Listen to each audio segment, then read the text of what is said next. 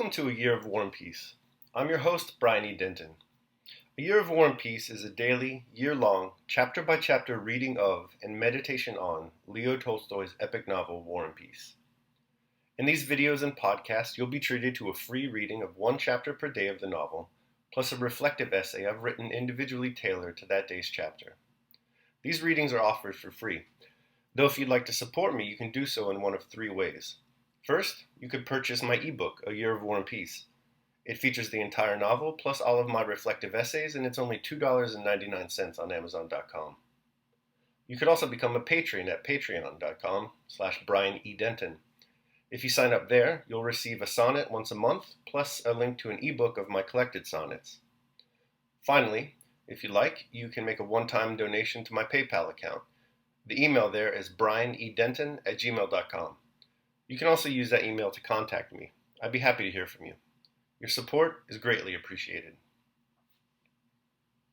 Today's reading and reflection is from chapter 336.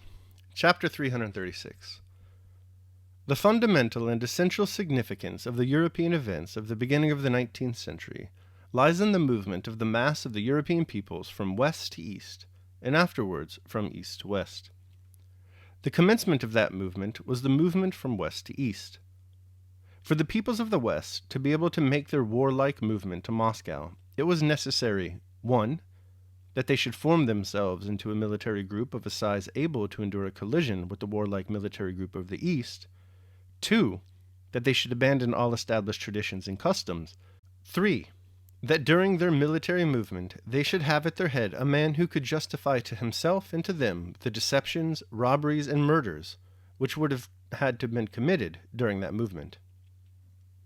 And beginning with the French Revolution, the old inadequately large group was destroyed, as well as the old habits and traditions, and step by step a group was formed of larger dimensions with new customs and traditions, and a man was produced who would stand at the head of the coming movement and bear the responsibility for all that had to be done. A man without convictions, without habits, without traditions, without a name, and not even a Frenchman, emerges, by what seemed the strangest of chances, from among all the seething French parties, and without joining any one of them is borne forward to a prominent position. The ignorance of his colleagues, the weakness and insignificance of his opponents, the frankness of his falsehoods, and the dazzling and self-confident limitations of this man raise him to the head of the army. The brilliant qualities of the soldiers of the army sent to Italy, his opponent's reluctance to fight, and his own childish audacity and self-confidence secure him military fame. Innumerable so-called chances accompany him everywhere. The disfavor into which he falls with the rulers of France turns to his advantage. His attempts to avoid his predestined path are unsuccessful. He is not received into the Russian service, and the appointment he seeks in Turkey comes to nothing. During the war in Italy, he is several times on the verge of destruction, and each time is saved in an unexpected manner. Owing to various diplomatic considerations, the Russian armies, just those which might have destroyed his prestige, do not appear upon the scene till he is no longer there. On his return from Italy, he finds the government in Paris in a process of dissolution, in which all those who are in it are inevitably wiped out and destroyed.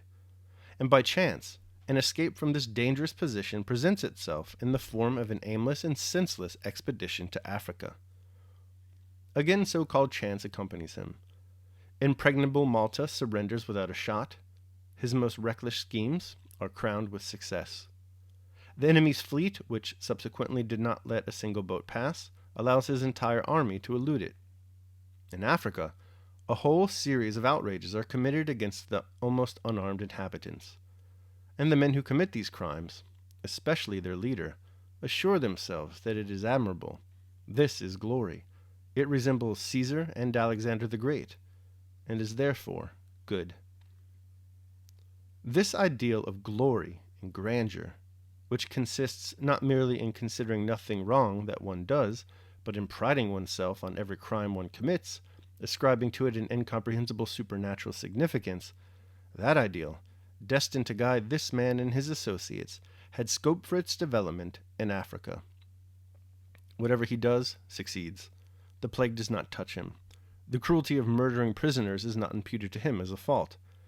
His childishly rash, uncalled for, and ignoble departure from Africa, leaving his comrades in distress, is set down to his credit, and again the enemy's fleet twice lets him slip past. When, intoxicated by the crimes he has committed so successfully, he reaches Paris, the dissolution of the Republican government, which a year earlier might have ruined him, has reached its extreme limit, and his presence there, now as a newcomer free from party entanglements, can only serve to exalt him, and though he himself has no plan, he is quite ready for his new role. He had no plan, he was afraid of everything, but the party snatched at him and demanded his participation. He alone, with his ideal of glory and grandeur developed in Italy and Egypt, his insane self-adulation, his boldness in crime and frankness in lying, he alone could justify what had to be done. He is needed for the place that awaits him, and so almost apart from his will, and despite his indecision, his lack of a plan, and all his mistakes, he is drawn into a conspiracy that aims at seizing power, and the conspiracy is crowned with success. He is pushed into a meeting of the legislature. In alarm, he wishes to flee, considering himself lost. He pretends to fall into a swoon, and says senseless things that should have ruined him. But the once proud and shrewd rulers of France, feeling that their part is played out, are even more bewildered than he, and do not say the words they should have said to destroy him and retain their power. Chance, millions of chances, give him power, and all men, as if by agreement, cooperate to confirm that power.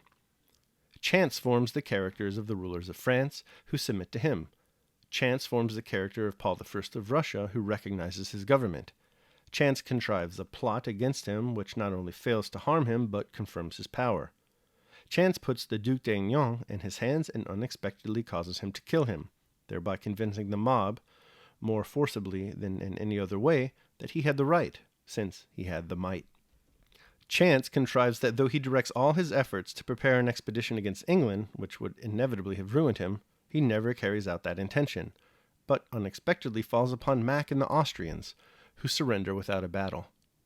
Chance and genius give him the victory at Austerlitz, and by chance all men, not only the French, but all of Europe, except England, who does not take part in the events about to happen, despite their former horror and detestation of his crimes, now recognize his authority, the title he has given himself, and his ideal of grandeur and glory, which seems excellent and reasonable to them all.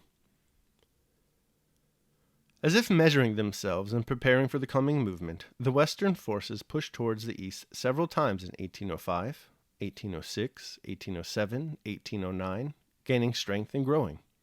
In 1811, the group of people that had formed in France unites into one group with the peoples of Central Europe. The strength of the justification of the man who stands at the head of the movement grows with the increased size of the group.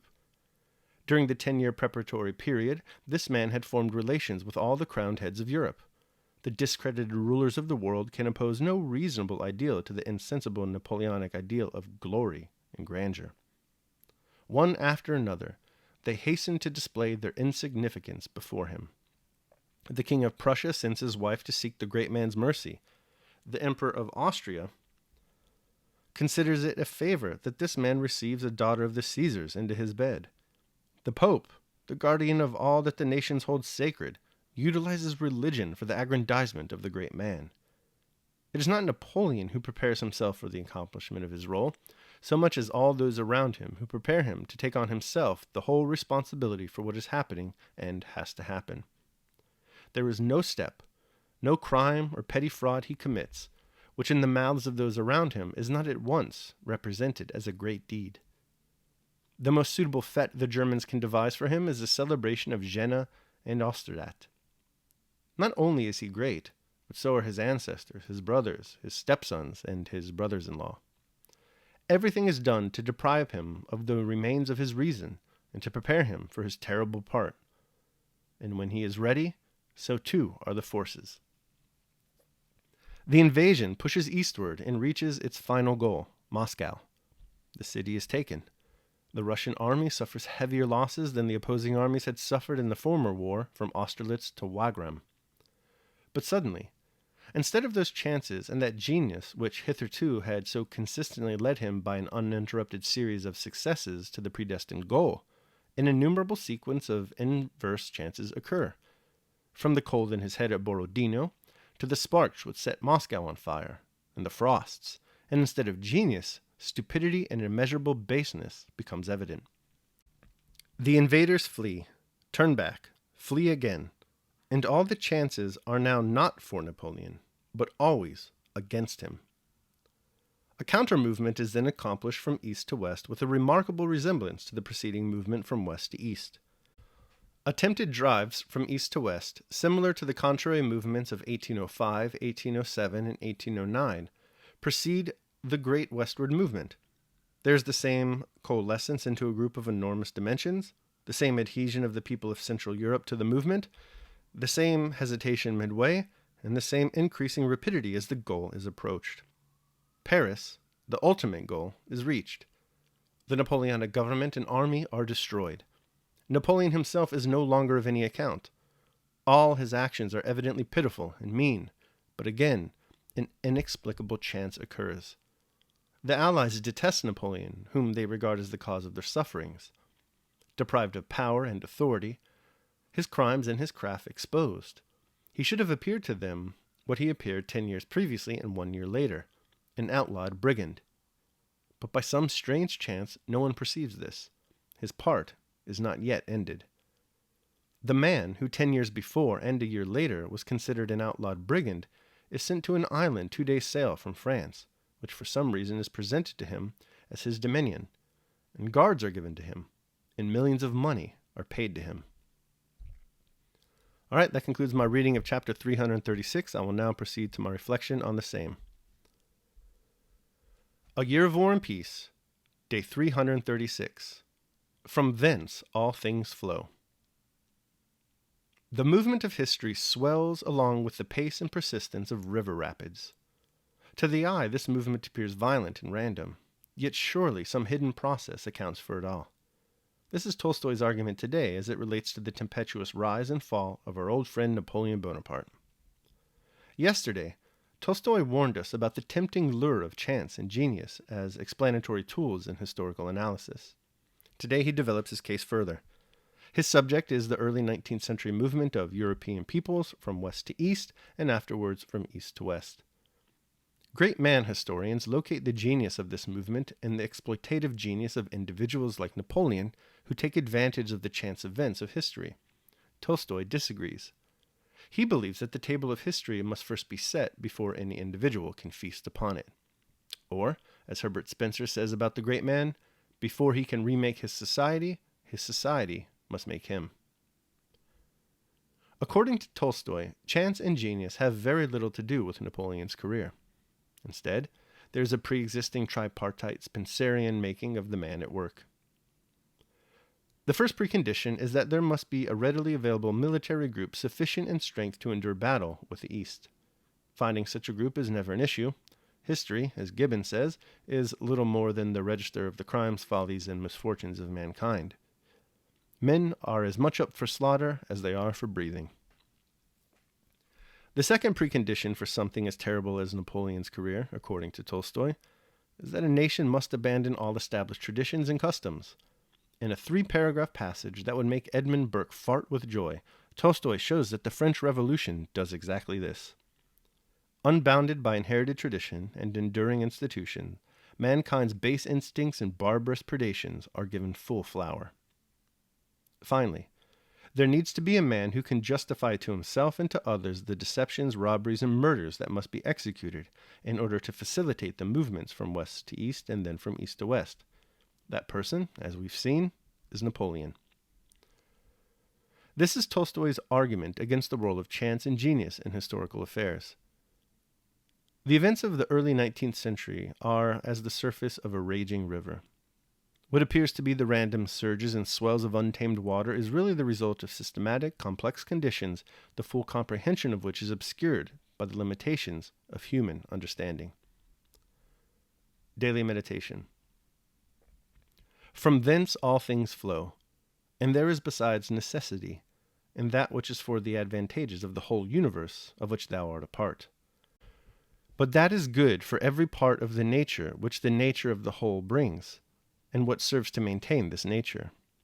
Now the universe is preserved, as by the changes of the elements, so by the changes of things compounded of the elements.